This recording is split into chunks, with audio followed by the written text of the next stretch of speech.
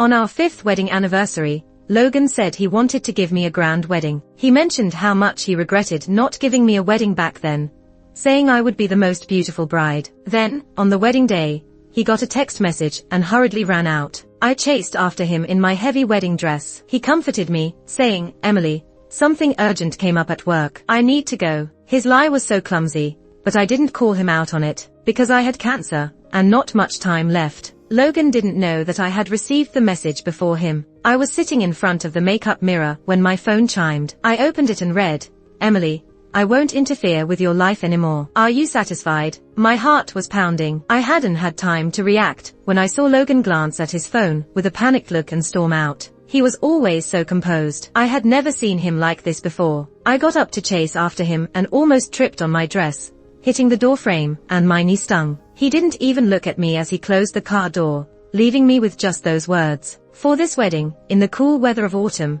I wore a strapless mermaid gown. I wanted my life to be beautiful just once, but he left me there alone, with all our invited family and friends. For a moment, I wanted to run away from here. I was so tired and didn't want to deal with the mess he left me with. He was the one who promised a surprise, made me look forward to it, but also left me. But seeing those expectant eyes, I couldn't just walk away. We weren't newlyweds going through a ceremony. After years of marriage, we had carefully invited close relatives and friends, just under 6 tables. There were my college roommates, friends from work and life, who came from far to satisfy my sentimental heart. I awkwardly turned around, changed into something more comfortable, and went to entertain them one by one. Logan's good buddy joked, "Sister-in-law, you know how to have fun. Having a wedding 5 years after marriage. Remember to invite us for your golden and silver anniversaries too." I smiled and agreed, but I knew there would be no such day. Even if I lived till then, our marriage couldn't last that long. My best friend Lily rubbed my hand and asked, "Why are your hands so cold?" Then, she asked where Logan was. I forced a smile and said, "He's busy. Got called to work again." She held my hand tightly. Knowing each other for over a decade, we understood each other too well. Seeing her eyes, I almost broke down into tears. I didn't want anyone to see through me, but I was extremely anxious inside. Finally, after arranging everything, I collapsed into a chair, unable to say a word. Then my mom called, furious, "Do you have a heart? Your sister is dying, and you're having a wedding." I didn't even have the strength to stand, listening calmly to her rant. It took me a while to understand that Zoe had a depression episode and tried to commit suicide by cutting her wrists on the school rooftop. Finally finding my voice, I said, "The groom went to save her. What else do you want me to do? Kill myself to make her better?" One thing I didn't say was that I wouldn't have many days left. They'd be satisfied soon enough, but I didn't want them to know. I didn't want to see any of them in my final days. "What nonsense are you saying? Even your husband can't stand it. Your sister is about to die, and you show no reaction. How cold-hearted can you be?" My mom continued to scold me. She didn't know how much it hurt my throat to say that one sentence. I hung up reluctantly, seeing my reflection in the mirror like a ghost. Every time I faced Zoe, I lost. She could always effortlessly take everything from me. Zoe was my uncle's daughter. After my aunt and uncle died in a car accident, she was taken in by our family. Since then, I heard almost daily, "Zoe's been through so much. Why do you still compete with her? Can't you give her a break?" That night, Logan returned looking exhausted. I was tending to my knee wound, not wanting to but feeling I had to because any minor infection caused me immense pain. Infections could lead to more severe issues. I numbly worked on the wound, fearing pain and struggling to sleep every night. Since college, I had severe anxiety. Whenever it hit, I'd vomit and have insomnia, my mouth filled with sour fluids each time. Logan glanced at me and intended to shower, but suddenly noticed the blooded wound on my knee. "What happened? How did you hurt yourself? Be more careful," he said. I didn't reply, continuing to tend to my wound. I didn't feel like talking to him anymore. He slowly sat beside me, reaching for my bandage. I coldly stared at him. "Emily, I'm sorry. Today was just an accident. Don't be mad at me, okay?" He seemed so sincere. If not for the obvious truth, I'd be fooled by his look again. "Logan, let's get a divorce. I'm so tired," I said, looking down, continuing with my bandage. Once it was done, he suddenly hugged me tightly. Maybe it was the fear of being caught. He held me so close, even touching my wound. I hissed in pain, and he finally loosened his grip, kneeling in front of me earnestly. "Emily, we'll have many anniversaries. Don't say divorce. it's really hurtful. Logan, this afternoon was the last bit of dignity I could give you, I said, looking him in the eyes. He froze, and then his expression turned into a panicked mess. Emily, it's not what you think. Really, it was an emergency, and I had to go. But I was afraid to tell you directly, worried you'd misunderstand. For the first time, Logan was stuttering. What are you afraid of, Logan? Am I that scary? Or are you all afraid I'd bully Zoe? And now worry I'd bully you too? I couldn't help but laugh bitterly. Emily, you're too emotional right now. I don't want to argue with you. He avoided the issue and went to take a shower. I ignored him and walked into the study. As soon as I closed the door, I felt my hands shaking. I lay on the bed, staring at the ceiling. It was hard for me to sleep. I barely sleep 3 or 4 hours a night. Honestly, I should have woken up to reality a long time ago. Zoe is the delicate red rose that Logan treasures as his first love. When I met Logan, he had already broken up with Zoe. He never showed me any pictures of his ex-girlfriend. I just knew that relationship caused him a lot of pain, but I didn't know his ex was Zoe. We both tacitly avoided mentioning it, until one time after we got our marriage certificate. It was New Year's, and Zoe happened to be home too. That day, Zoe was there, and I saw Logan flustered for the first time. A woman's intuition told me something was wrong. I wanted to ask Logan about it, but every time I brought it up, he would cut me off, saying past things aren't good to dwell on, only making people unhappy. After the new year, Zoe went abroad to study violin, something she loved. My parents sold their house to support her studies and moved back to the countryside. I couldn't really describe how I felt back then. Growing up, Zoe always got to learn expensive music courses, while I couldn't even afford tutoring fees. My mom's proud expression upon knowing Zoe wanted to continue her studies is something I will never forget. She said she never thought our family could have a musician. Logan was beside me then, holding my hand tightly, saying, in my eyes, my wife is the best. He did treat me very well, letting me check his phone anytime, and giving me his bank card to manage. He was the online definition of a good man. He learned how to cook, just for me, because of my poor appetite, making meals every night after work. We'd hold hands and take walks in the evening. Life was simple and pure. I thought it would always be like that. Then Zoe came back. She didn't become a renowned musician. She got severe depression. Her arms were covered in scars she made with a brow razor. My mom held her, crying terribly. She came to me, face haggard, and said, Emily, I regret it. Can you give Logan back to me? I thought it was ridiculous. Like she thought Logan was a dress, toy, room, or snack from the past that I had to give up when she asked. She was used to getting anything she wanted. I ignored her, treating her like a lunatic. She once told me herself that she and Logan were together. I still remember that New Year's Eve, with fireworks blooming everywhere, when she first got close to me and dragged me out to watch the fireworks. Logan was inside, playing cards with the elderly. Zoe pulled me far away, until we sat on a park bench. She started reminiscing about the past, saying, Emily, I can't believe the little girl from back then is married now. I didn't know how to respond. Then she changed her tone. Emily, you always hated me, didn't you? Answer me. I didn't know what to say. You hated me so much that you married Logan, just because he was my boyfriend. She started crying right after saying that. Fireworks blossomed at that moment, illuminating her tear-streaked face. It was the first time I saw Zoe cry like that. I felt a chilling sensation. Logan was Zoe's ex. We had just gotten our marriage certificate less than a month ago. God knows, if I had known they were together, I would have avoided him. But I didn't know. Logan entered my life, telling me how much he liked me, staying with me through the roughest days. I didn't know you two were together, I finally explained. She glanced at me without saying anything, then walked away. A few days later, she left to pursue her musical dream, even sending me a farewell text. I've let you have so many things.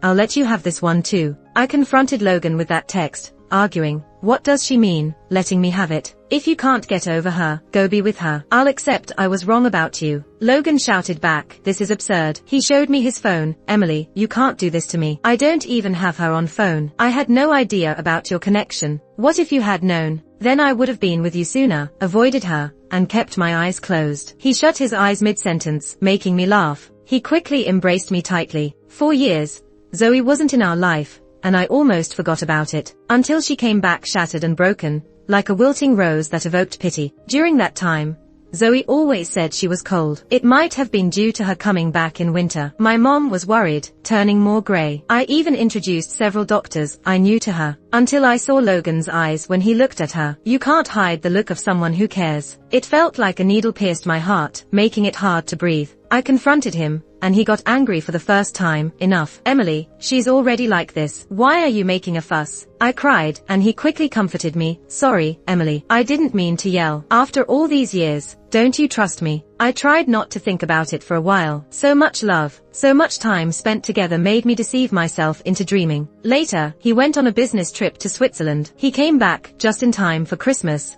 and we went to my parents' house to give gifts. Without me knowing, I saw him take out a bag of saffron and hand it to Zoe, saying, "People there said soaking this will keep you warm." Then, under her surprised and touched gaze, he took out a safety talisman and said, "They say this can also keep you safe and sound." I stayed silent the whole time, feeling a bit dazed, as if I went back many years. Every time my parents went out, they bought Zoe a ton of gifts, while I could only watch longingly, like a dog begging for scraps. On the way home, Logan reached for my hand. I struggled endlessly, and suddenly noticed, when he slipped a big gemstone ring onto my ring finger. I was a bit surprised. He squeezed my cheek and said, "Are you becoming jealous, Emily? The saffron was asked for by your mother-in-law, and the talisman was just something I grabbed. They say your sister might be cursed, but I picked the ring after a long time. With me around, you'll always be safe." His words were always so charming. I stared at the pigeon egg-sized ruby ring, lost in thought. He suddenly kissed my forehead and said, "Emily, let's have a wedding. I'm really sorry I never gave you one." Our eyes met. At that moment, I truly believed all my doubts were just illusions. He did love me. Tears welled up in my eyes instantly. He panicked, wiping my tears, asking nervously, "What's wrong? What happened?" He looked like a child who'd done something wrong. Right then, I really wanted to tell him. During his business trip, my insomnia got worse. I threw up so bad it turned my world upside down. Initially, I thought I might be pregnant, so I joyfully went to the hospital. The doctor, seeing my constant vomiting, suggested a full body checkup. When I got the diagnosis, I couldn't believe it. How could it be? I'm so young, how could it be? I went to several hospitals and got the same result. I took out my phone, wanting to tell him, but I couldn't calm down. I couldn't even face it myself. I didn't know who to talk to, or how to say it. When the doctor asked why I hadn't come earlier, I told him during college, I used to throw up whenever I got anxious. He sighed. Young people are under too much stress. Back in college, my mom couldn't afford to support me due to funding Zoe's expensive music school. She barely managed to pay my tuition. Every day, she texted or called, urging me to work hard and understand our family situation. Sometimes, I'd get messages as early as 6 or 7 in the morning, asking if I had a part-time job, if I was making money, or if I could get a scholarship. She said she was anxious, worried about our future since we couldn't save any money. How would she manage retirement? I asked why she funded Zoe's expensive music tuition, if she was so worried. She got angry and scolded me, saying, "Why are you so petty?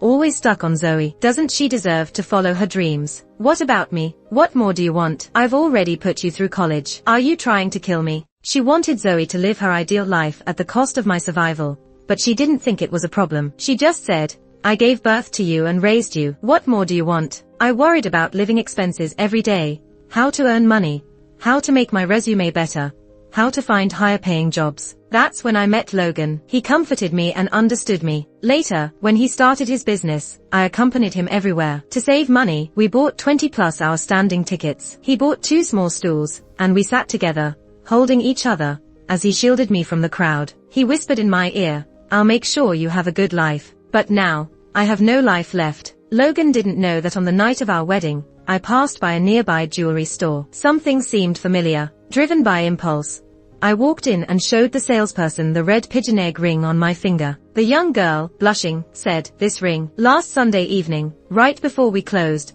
a man rushed in from the airport to buy it for his wife. He must love his wife very much.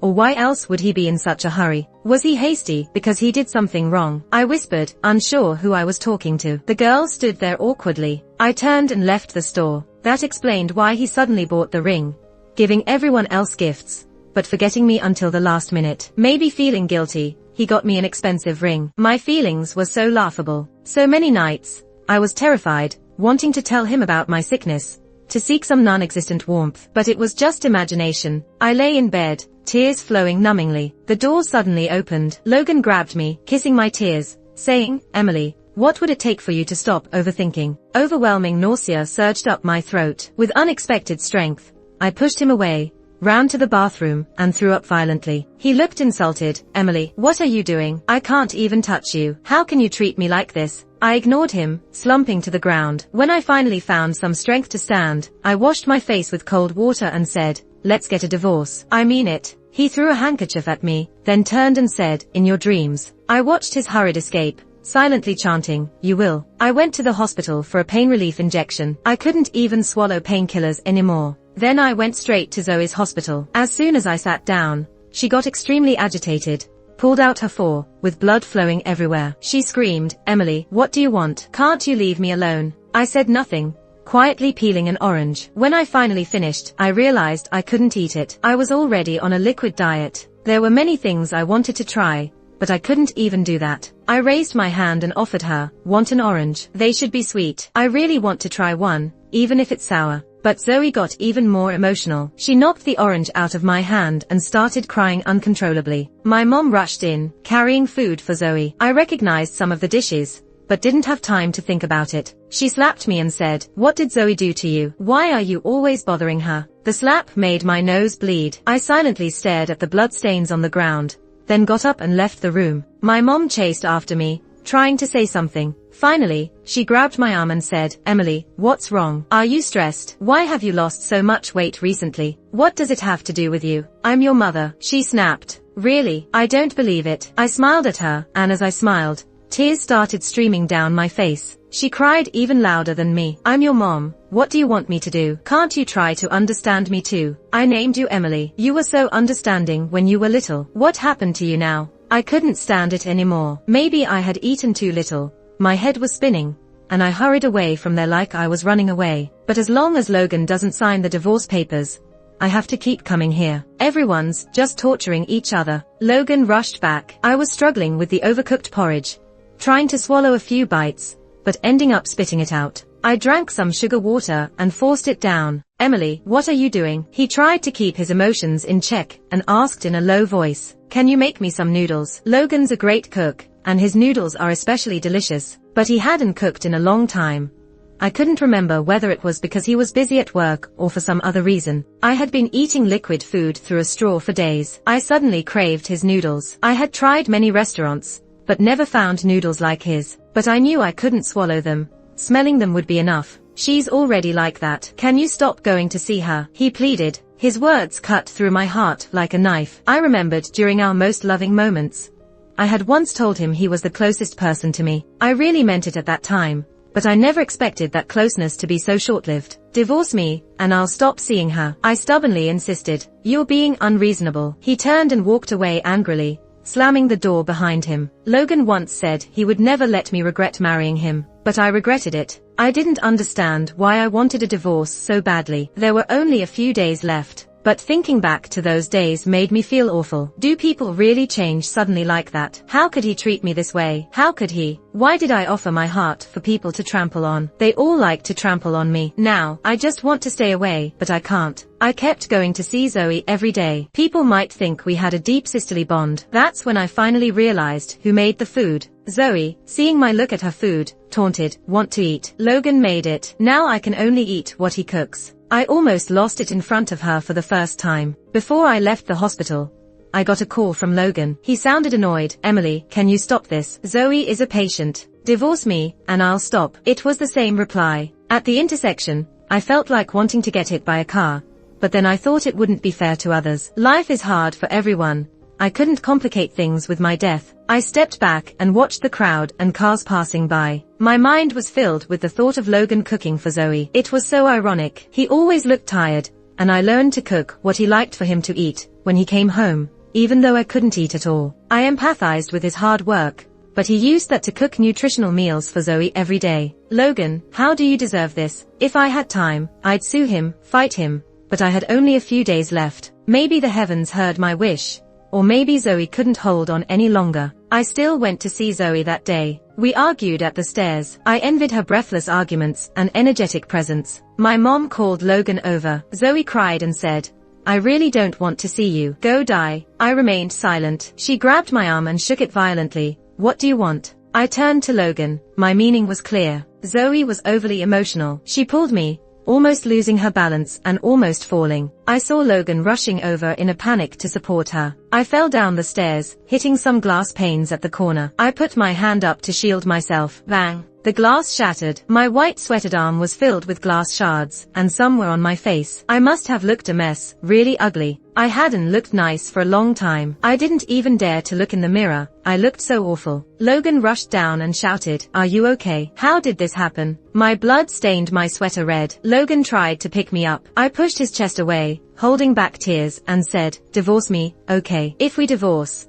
I won't come around anymore. I won't bother you guys at all. Please, divorce me. I don't have much time left. I can't afford this. I can't wait any longer. I don't want to see Zoe. I don't want to see my mom shielding her like a mother hen. But I just don't want to die as Logan's wife. I don't want them handling everything after I'm gone. What if there really is another life? What if I meet them again?" Logan's face darkened. "Have I made you hate me this much? Enough to do this to get a divorce from me? Fine, as you wish." That day was the easiest day for me. The hospital just did a simple bandage on my wound. We went to sign the papers, but we had to wait for another month. I felt so awful. I begged the Civil Affairs Bureau staff. "We both agree. Can't we just get this done now?" The person replied, "You've waited for years. What's one more month?" "It matters. It really matters." The doctor said I don't have much time left. Any day could be my last. I really need this month. Logan's face was dark, and he said, "Emily, are you that eager to leave me?" I couldn't stand to look at him, not even for a moment. My days were numbered, and the remaining time was for me. I got up to leave,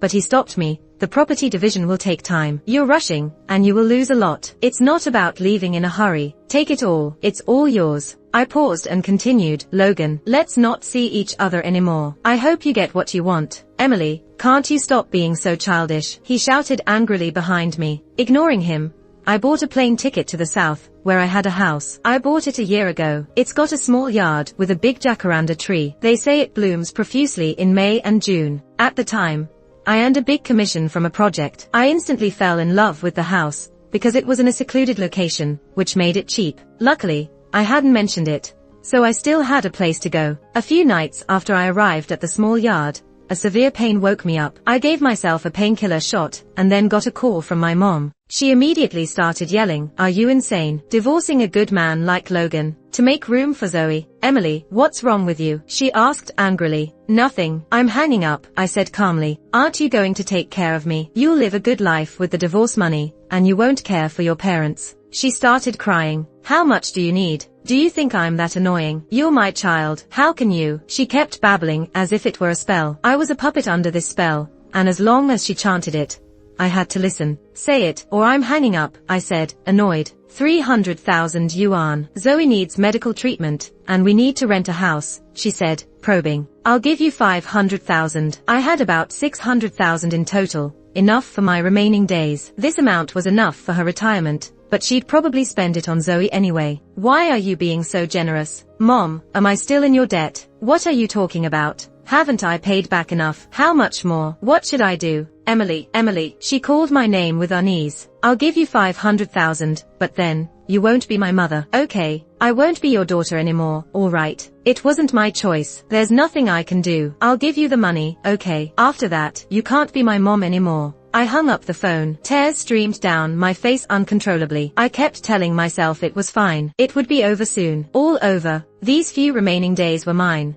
They were all I had left. The room had a small heater, but even with the air conditioner on, I felt incredibly cold. I wrapped myself in the blanket tightly. The winter sun shone through the slightly open curtains, bright and glaring on my face. I realized it had been daylight for a long time. Propping myself up, I pulled the curtains open. The mountains, covered in mist and clouds, looked stunningly beautiful. I should have cherished these views more, regretting the wasted days. As I took in the scenery, my phone rang. Annoyed, I wanted to smash the phone, but Lily was coming to see me in a couple of days, and I wanted to see her. I couldn't destroy my phone. I needed to see her. I picked up the phone. It was my father. Emily, your mom's lost it. Don't worry about her. Save the money for yourself. Emily, are you okay? I'm sorry. It's all my fault. The divorce is fine. Where are you? He spoke more in one go than usual, but I no longer felt anything. He was my father, my biological father. He had worked a tough job for years to support the family, but he had always turned a blind eye to my situation,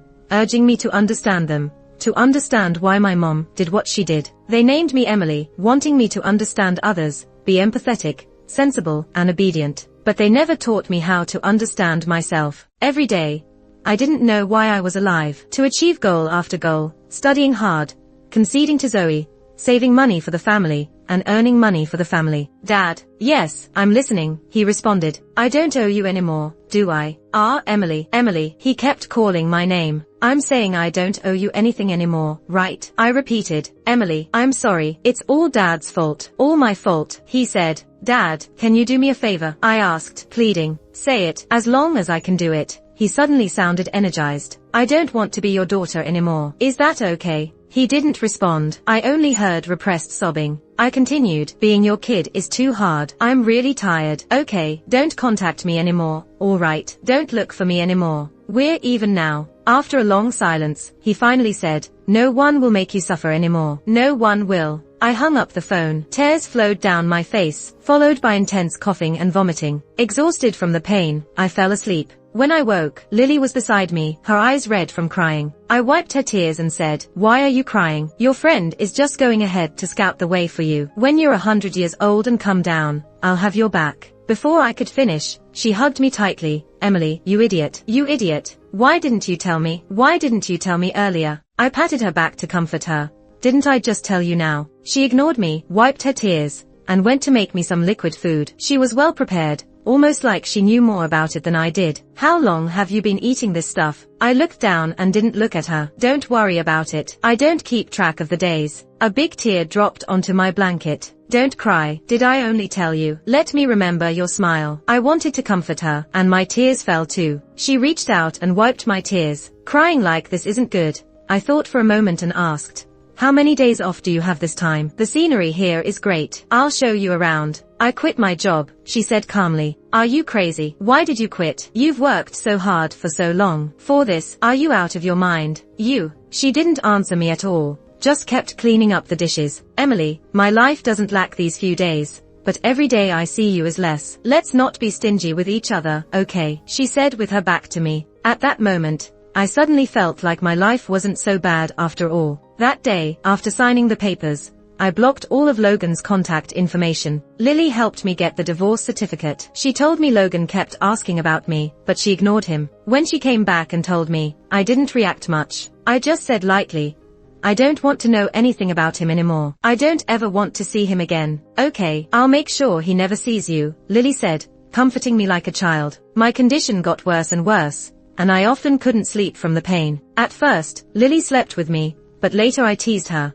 I just want to sleep in the big bed alone. Give me a break, please. She nodded silently. One night, when I couldn't sleep from the pain again, she rushed in with a painkiller shot and said, is it hurting a lot? You should call me. You should call me, Emily. At times, the pain made me want to die. I even looked up euthanasia online, and found out that I couldn't even afford to die. Euthanasia in Switzerland costs about $100,000. Thinking of that, I gave up. One night, I got a call from an unfamiliar number, and it was Logan's voice. I hung up quickly. He texted me saying I needed to be there in person for the property division. I wanted to tell him not to bother me, but then I remembered the euthanasia. I was in so much pain I could barely type, but the intense pain made me want to try. Just give me $10,000. The rest is yours. Emily, where are you? I want to see you. I'm sorry, just once, okay? Forget it. I'll handle my death by myself. I blocked that number too. Lying in bed, my clothes were soaked with sweat. I lay there, wide awake from the pain. Suddenly, I saw dawn breaking. I seemed to have a bit of energy. I changed my clothes.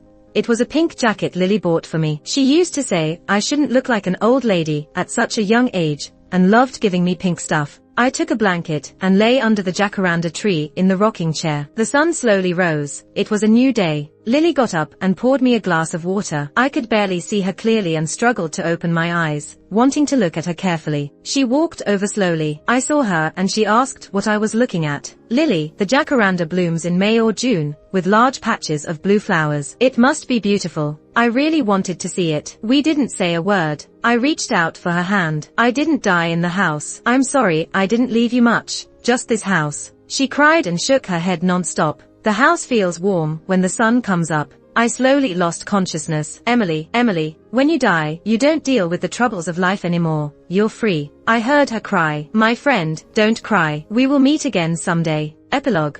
On the morning Emily died, Logan suddenly felt a stifling sensation. He was at the bank transferring money to her. He had even thought about using the property settlement to see her. But when Emily cut off all contact, he panicked for real. This was his last connection to her. She would rather give up her property than see him. Until that night, when he got her message, he woke up suddenly in the middle of the night, extremely panicked. He asked Emily's best friend, but got no info. That woman was as tight-lipped as a secret agent. He hurriedly transferred the money. Right after, he felt an unbearable pain, squatting on the ground. Even the security guard came over to help. He waved him off, but walked out of the bank in tears. A sharp pain engulfed him, and he couldn't figure out why. He touched his tears in disbelief, finding it absurd. Suddenly, a deep unease surged within him. What had happened to Emily? He used all his connections to find her, and he got an answer he never dared imagine. Emily was in the late stages of cancer. He called Lily to verify. The woman coldly said, "What does it matter to you?" He tracked down Emily's little place and rushed there overnight. Lily was sitting in Emily's rocking chair, the jacaranda leaves swaying in the night breeze. Under the faint light, he saw her desolate figure. At that moment, he was terrified, too scared to ask. After several tries, he finally spoke. "Where's Emily?" Lily looked up at him, asking coldly, "Who are you to her? What right do you have to ask? With what identity are you asking about her?" For the first time in his life, Logan kneeled. He knelt before Lily on that bitterly cold winter night,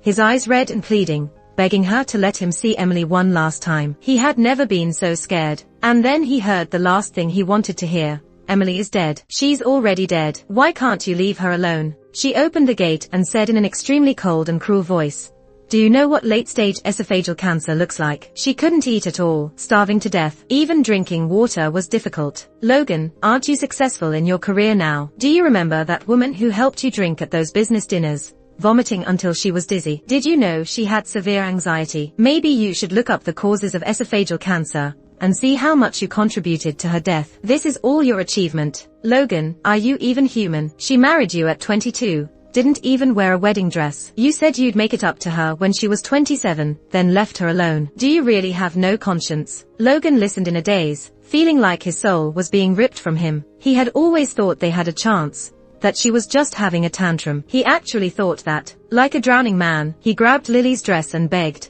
"I want to see her. Just one last time. Please?" Lily replied coldly, "You're disgusting, you know that." She then pushed him away and shut the gate. Logan sat outside the yard all night. It even started to rain lightly in the middle of the night, but he lay there, almost numb. He felt like all of this had to be fake. Emily, dead. How could she be? She was only 27. She was so young. She had even said they should have a child by the time they were 28. How could she have gone first? In the morning, when Lily opened the door, she saw Logan slumped against the wall like a drowned rat. She had no compassion, but suddenly felt a strange kind of interest. "Logan, I saw the money you transferred to Emily." Logan opened his eyes, looking at her in confusion, and then she cruelly said, "Do you know why she wanted that money?" The pain of late-stage esophageal cancer was so bad she wanted to die every moment. She wanted to go to Switzerland for euthanasia. Your money finally arrived, but she couldn't use it. Logan clenched his fist so hard he felt like he might pass out. Lily ignored him and went back inside. As soon as she closed the door,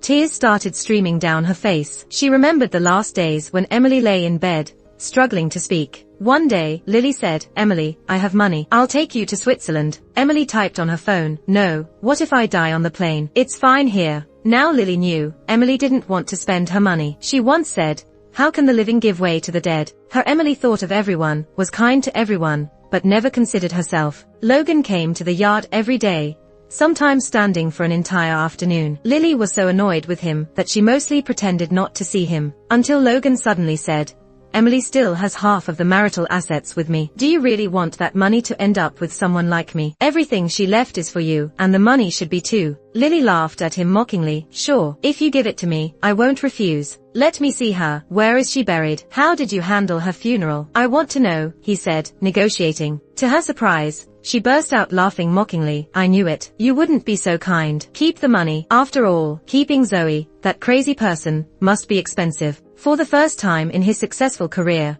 Logan felt utterly defeated. That night he couldn't take it anymore and climbed the wall into the yard, spotting a blanket on the sofa. Something told him this was Emily's, and as he took it, the scent of Emily filled his nose for the first time in months. He began to cry. He curled up on the sofa, sobbing. Hearing the noise, Lily came out and saw Logan curled up like a child, holding Emily's blanket. She was extremely annoyed. Who was this man putting on a show for? She tried to yank it from his grasp, but he wouldn't let go. She beat him with a stick, even made his nose bleed. Furious, she screamed, "You're dirtying her stuff, you bastard." He still wouldn't let go, clutching the blanket tightly. The more he acted pitiful, the more Lily resented him. She decided to call the police, but Logan escaped with the blanket when they arrived. They were surprised that she called the police over a blanket. Lily wanted to say something, but was lost for words. She softly said, "That was my dead friends." The officers wanted to ask more, but Lily just politely saw them off. Logan roamed the old streets, with the blanket like it was a treasure. At first, he laughed, but then tears came,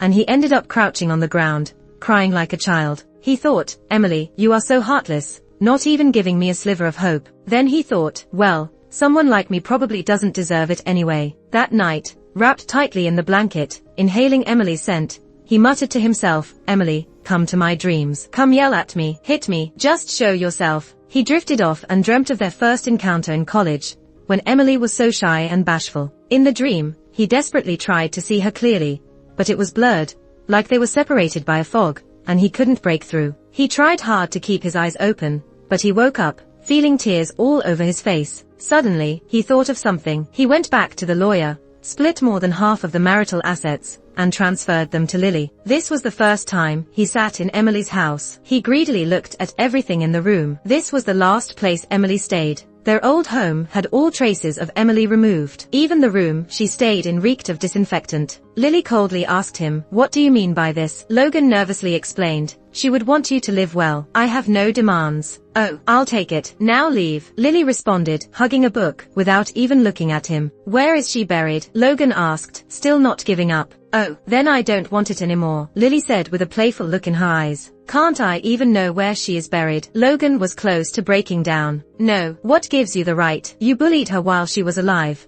Now she can't have 2 days of peace after she's dead. Do you have any conscience at all, Logan? Lily scolded him furiously. Logan just stood there silently, letting her yell at him, but looked like he had no plans to leave. Lily was initially furious, but then seemed to think of something. She approached Logan and whispered, do you know why Emily insisted on divorcing you even though she didn't have much time left? You're so smart, why don't you take a guess? This sentence stabbed straight into his heart. All those thoughts he didn't want to confront came rushing back. He understood everything. She didn't want to have the slightest connection with him anymore. She was so decisive. Then, like a defeated rooster, he left, dispirited. Just before leaving the house, he suddenly said, you're right, I have no demands. But she would have wanted you to have what she deserved. Logan spent so long in the South and finally left with only the blanket he had stolen that night. Life seemed to go on normally until one morning. He went to a noodle shop for breakfast. Memories flashed through his mind like a movie, recalling how Emily had once begged him to cook her a bowl of noodles. Staring at the bowl of noodles before him, a deep sadness overwhelmed him. He fled the noodle shop like a coward and never ate noodles again. When Zoe found Logan, he was almost buried in a pile of empty bottles. She pulled at him with tears in her eyes, but Logan sneered, you're really good at crying, huh? Does it make you feel proud to use tears to gain sympathy? Zoe shrank back and said, Logan, you're drunk. With a crash, Logan smashed a beer bottle, then slashed his wrist, cutting deep. Blood flowed everywhere. Is this how you did it back then? Why did you do it? Didn't you know we were getting married? You sent me those photos, and then your mom came to me. He could say no more. Zoe continued for him, you didn't have to come. You can't blame it all on me. She cried hysterically, then tried to cover his wound with her hand. Logan, don't do this. Let's get you to a doctor first. Logan ignored her, pushed her down, and didn't spare her another glance. Zoe realized that her hand was cut by glass shards, but Logan didn't give her a single look. He ran into the yard and shouted, "Emily, punish me, can you see me? Just one time." He squatted on the ground, distraught. It took Zoe forever to get him to the hospital. She tried to comfort him. "Logan, we all have to move forward. Life must go on." Logan just stared at her and said, "But Emily has no future. Who deserves a future without her?" Unable to stand his gaze, she fled in panic. She hadn't even reached her home when she burst into tears. They had known about Emily's passing for a long time. It was the day Emily's mom had come to Logan, asking for news about Emily. She complained, "She really won't take my calls anymore. She's off enjoying her life alone." Logan simply said, "She died." Her mom didn't react at first. "Died? What are you saying? Who died? Emily? How could that be?" The middle-aged woman muttered to herself. She seemed to be convincing herself, "She just doesn't want to deal with me. Why use such an excuse?" Logan, remembering what he had found out later, thought about how Emily's mom, despite supposedly being Emily's mother, kept coming to him for recipes and making food for Zoe, just because Zoe had praised his cooking once during the Mid-Autumn Festival. Suddenly, he said with malicious intent, even living one more day was painful for her. "What does she still owe you? How else do you want her to repay you? You have Zoe. Do you still need a daughter?" Emily's mom was left speechless, walking away in a daze, muttering, "You are all trying to deceive me. Emily is my daughter. She wouldn't abandon me." When Emily's dad got the news, he didn't say a word and just moved out of the house. By the time they called his phone, it was already turned off. He didn't leave a single message. This made her mom even more out of it. She often called out to Zoe, "Emily, Mommy got you some Haagen-Dazs. Didn't you always want some?" She noticed how Emily looked at Zoe with envy, but she was used to Emily being so considerate. She knew Emily would understand and wouldn't ask for anything. Sometimes, her mom would take out a wad of cash, smiling appeasingly. "Emily, don't you need tutoring? Mommy has the money ready for you. Emily, are you cold? Mom will buy you whatever you want, okay?" She always said these things to Zoe, until one day, Zoe lost it completely. She bought a bunch of kids' clothes and said to Zoe, "Emily, look, a pink dress, the one you always wanted, and the jacket you wanted, Mom got it for you. Please don't ignore Mom, okay?" Seeing her aunt's placating smile, Zoe spoke harshly for the first time. "Aunt, why are you saying this to me? Is Emily coming back? Am I the one who drove her away? I didn't even spend any of your money, okay? Didn't you all spend my parents' compensation money?" Hearing this, it was like her aunt suddenly snapped out of it, clapping her hands and saying, "Karma, karma, it's all karma." Tears rolled out of her murky, grey eyes. Then she went into the room, rummaging through old things, and brought out a pile of stuff. She collapsed on the floor, grabbing Zoe. "Your parents were at fault. The other side only paid 20,000 out of humanitarianism. I'll return the 20,000 to you. Just give me Emily back, okay?" She held up a bunch of old documents. Zoe felt her legs go weak. She had been making all sorts of demands, hogging attention, even though she had known about Emily's situation for years. But instinctively, she always felt like her aunt's family owed her since they spent her parents' money. But the truth was this: how could there be a mother who didn't love her own child? She vaguely remembered when she was a child, her grandma crying and begging her aunt, saying Emily was their only bloodline left. The past was tearing open layer by layer, and she didn't know how to cope. Every day she went to work numbly, coming back at night to play along with her aunt's act. She listened to her aunt call her Emily and relive the past where she was the executioner. When the jacaranda flowers were in full bloom, Lily took Emily's ashes on a sunny day. She spread her ashes into the wind, just as Emily had asked. While doing this, she said, "Emily, the weather is so nice today. It's so warm." You were right. The jacaranda flowers are really pretty when they bloom in clusters, whole patches of sky blue. "Emily, I've been eating well, making good money, and living a good life. You should too. Emily, you're free now." During her vacation, she stayed in that yard for a few days. She laid in the rocking chair in the yard. Occasionally, flower petals would fall down. She felt a pang of regret, because when Emily bought the yard, she had imagined this scene with her. But Emily never got to experience it.